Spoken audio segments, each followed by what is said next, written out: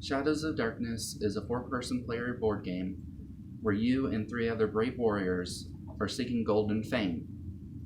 You here place a dark forest full of gold to make you all rich, but only one can be the victorious. On the board there are spaces for bosses. Land on these and pick up a boss card to see what monster you have to fight and slay to win the gold. And the way to win is by getting all the gold you can before all the monsters are defeated. On the board game, there's boss spaces. Land on these and pick up a boss card. Depending on what level the monster is, that's how the number you have to roll, higher or lower. There's also event spaces on the board with a letter E on it. Land on these and you get gold, buffs, debuffs, assassins pretty much. ME spaces are spaces on the board that says ME on it, where if one of you guys land on it, all of you have to pick up an event card for everybody else. If you don't roll the correct number when finding a monster, then it will say on the card of what to do.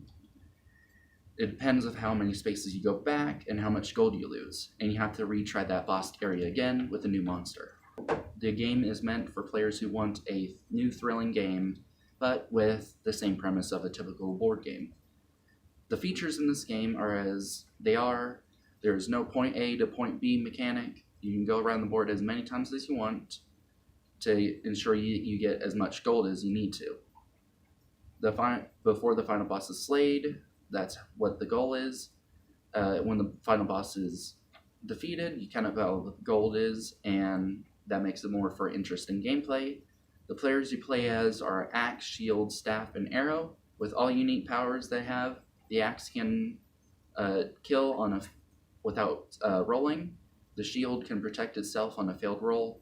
The Staff can teleport 7 spaces, cannot teleport to other players or past final bosses.